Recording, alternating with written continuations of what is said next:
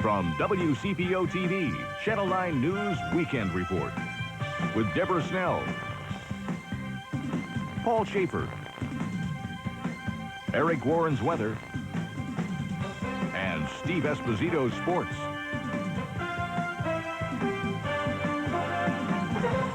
Good evening. 2 of the 6 escapees from the Campbell County Jail were caught, but another slipped through the hands of authorities today. The incident happened in Newport and near Rising Sun, Indiana. The 2 escapees taken back to the Campbell County Jail were arrested just 3 blocks from where they escaped last Wednesday. The other escapee, held up at his sister's house in Indiana, skipped out before authorities got wind of his whereabouts this evening. Indiana authorities received a tip that this man, Michael Smith, was hiding out in his sister's house in Aberdeen, Indiana, 10 miles south of Rising Sun. Indiana State Police, accompanied by Ohio County Sheriff authorities, arrived at the house tonight, only to find out that the escapee from the Campbell County Jail had skipped out of town last night, heading for Florida. Meanwhile, here in Newport this afternoon, police managed to apprehend 2 of the other escapees at this apartment building on West 7th Street. We called for a fire truck to come with a ladder to get them off the 2nd floor roof. And as soon as the fire truck came, they were climbing down from a balcony on the 2nd floor. 29-year-old Sid Brevard and 27-year-old Johnny Dalton are back behind bars tonight. When asked why they stayed in Newport, the 2 reportedly said, "We were about to leave town." The question now is whether the jail cell the escapees cut their way out of can hold them this time. This escape is Dalton's second. There are still 3 escapees on the loose. Smith on his way to Florida, according to Indiana authorities, and 2 others that no one knows where they are. To catch any of them is good, considering 6 of them got out. 2 of them is better than none. Griffin says the 2 arrested today, Dalton and Brevard, will probably be no help at all in tracing down the other escapees.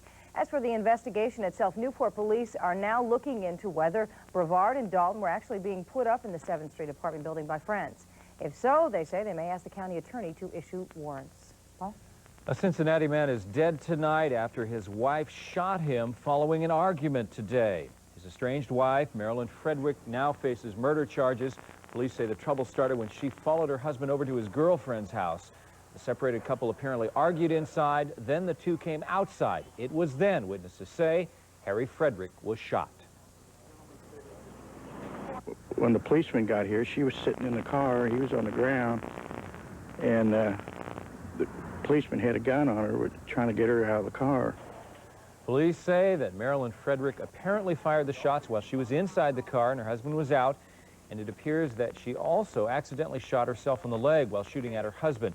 She is now listed in serious condition in a local hospital tonight. On Tuesday night, Middletown City Commissioners will meet to discuss the fate of City Manager William Burns. 5 of the City Commissioners say they would like to see Burns removed from his position. All this because of an investigation that he launched around Police Chief Russell Dwyer. Since then, controversy has plagued the city of Middletown. For this reason, some of the Middletown Commissioners fear the city government cannot run effectively by the current administration. No criminal charges have been filed against Dwyer at this time, though he was accused of sexual misconduct. Tonight, Burns says that he will try to negotiate a resignation agreement with the commission. An oil tank at the Ashland Company in Pittsburgh collapsed, spilling more than 1 million gallons of oil in the Monongahela River. 1,200 residents had to be evacuated from the area for at least 12 hours. They are back now at home. However, they can't use their water. Authorities fear drinking water was also affected by the spill. This Pittsburgh River does eventually flow into the Ohio. At this time, though, officials don't think the oil will threaten the Ohio. However, they are monitoring the situation closely. The Israeli government today announced it's going to deport 9 Arab prisoners who were implicated in last month's bloody riots. In Gaza, families learned that their sons and husbands were going to be banished.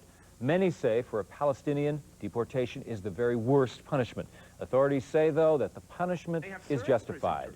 They have served, they've been released, their sentences were commuted, and against several of them there were restrictive measures put, and all those were of no avail. The Israelis are pouring the oil on the fire in the area by expelling these people. The The government did release 186 prisoners today who agreed to change what the Army called their evil ways. In the meantime, violence began again just outside of Jerusalem today. All this just after things were finally beginning to calm down. A Pentagon spokesman says that the United States does not plan to expand its role in the Persian Gulf. However, some authorities are saying this is just what is happening. The Reagan administration's policy was to escort only U.S.-flagged ships. However, the Navy has been escorting ships with foreign flags lately. One diplomat said that he fears this move will increase what he called the opportunity for another accident. Bad news today for the United States dollar. The dollar began the year's trading at a low record against the Japanese yen on the Tokyo Foreign Exchange Market today. The Bank of Japan stepped in to the market at the outset on trading and bought a moderate amount of dollars to help break this fall. Bob Allen is now standing by with our first look at the weather, and I guess the only thing we can say is there any chance this cold spell is going to end soon?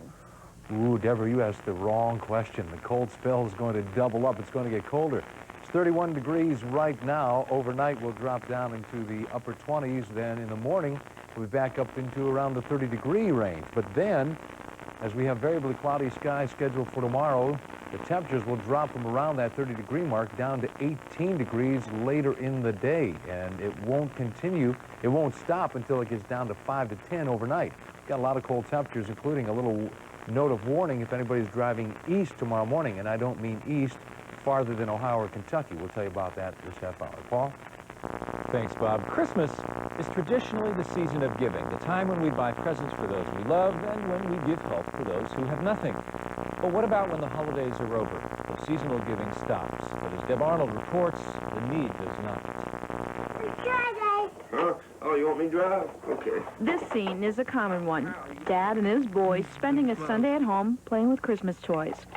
Except that right now, home for Stephen Smith and his family is the Shabbat shelter for the homeless.